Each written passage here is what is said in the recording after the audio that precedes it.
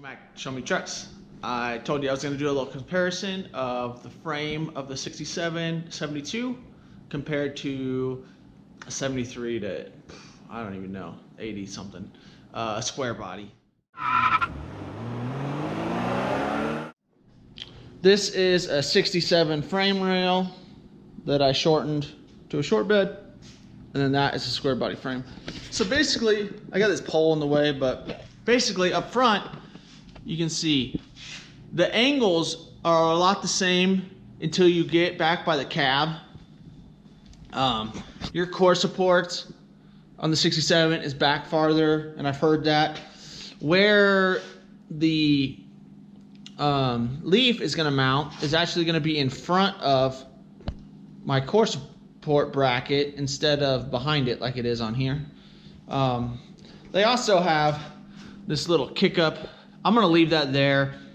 I don't mind how it looks. I think maybe it'd give me some clearance for air conditioning if I ever went that route. The 67 has the same power steering mounting bolts. I know I don't have the frame rail on this side, but it's pretty cool that all of that looks fairly the same until you get back to the back. So when you get back here, this is where everyone has issues. I have it fairly set up the same, but you can see where I cut the frame and I just kind of used a magnet to put the rear cab mount close to where it should be. Well, the cab of the 67 to 72s do not have a big hump right there. So this is where everyone runs into an issue. They have to have their cab real up high and do like a body lift on it. Also, you can see in the back, it starts doing a weird little hump right there also. And obviously, because this is a short bed frame, long bed frame, everything doesn't line up in the back, but that's kind of the difference. Also, you can see that 4x4s always go straight, two-wheel drives kick out. And I don't know if that's because your coil, there's usually a big bracket like this that runs over and your coil spring sits here and you have trailing arms. But that's something I'm about to have to deal with. So I marked, this is where your bump stop is on 67 to 72s. Obviously I cut it off, but so that would give you an idea of where the center of your axle should be. And obviously I'm not just roughly going off that. I'm gonna measure things and put the body on here and see, but that means that this front leaf bracket needs to mount somewhere up here, pretty close to there. And then the rear, the center of the bushing is here. So my bracket is gonna hang all the way to the back, which is obviously gonna cause me issues. If you run a bumper, your bumper brackets slide in from the back. So I'm gonna have to make new brackets for it. Not the end of the world.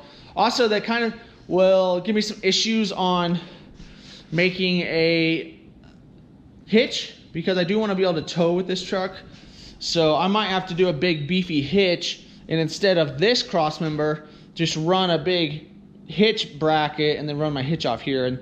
And you'll see that a lot of these cross members are way different. Like, they mount their cross members where the leaves are, which makes sense. That's where all the stress is at. On 67 72s, on two-wheel drives, they have a cross member here, they have another one here, which is like your spare tire holder, and they have another one back here. They also have that big gnarly one up here that you saw me cut off. So mainly, they don't have one in the front, which is because of your drive shaft and engine and transmission. They can't really run one right there. But the way the leaf sits up under your frame, you're not going to have as much torsional twist on your frame as you would on this. This is trying to twist your frame this way. So they put a brace right there to hold it apart. Also in the front, The 6772s also have this brace, but it's not really doing anything. I mean, it's doing something, but their sway bar brackets actually mount to the frame. This one mounts to that crossmember. I'm gonna try to use that sway bar. Let me move to the front. I'm gonna try to use that sway bar. Since I'm only gonna do a 2-inch lift in the front, I would like to keep all the suspension the same. So what I'm gonna do is get the frame to the height I want, and then I am going to mount the front fender, put the front axle exactly where I want it, and measure the pinion angle and measure the eyelets or whatever to the ground, and make sure that nothing is changing. I want the angles all to be the same, and then I can just slide that front crossmember up into the frame rails, make sure the sway bar mounts, and then I can drill my holes for that front crossmember. Because besides that sway bar, it is not going to cause me any other issues. My only other concern up here is I'm going to use this crossmember because it's way different than a 2-wheel drive crossmember is.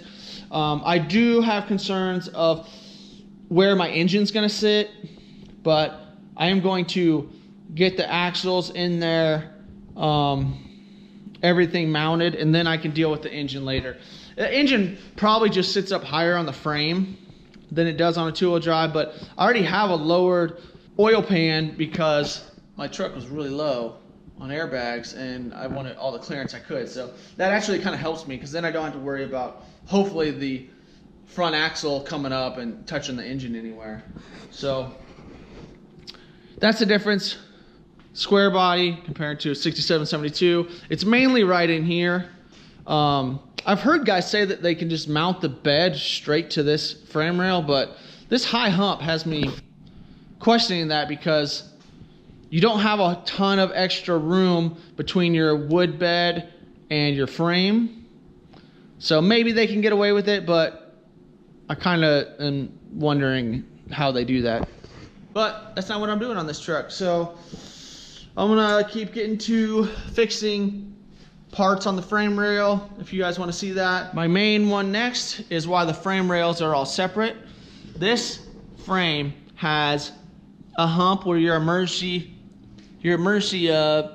brake cables go through here, and so it kind of dips. So what I have to do is I have to cut all this out, weld a flat plate in there, and then I'm also gonna weld another flat plate as a gusset, because you can see I have room to weld on this side. I do not have room to weld on this side because I need this bracket to mount flat against the frame, just like this truck was.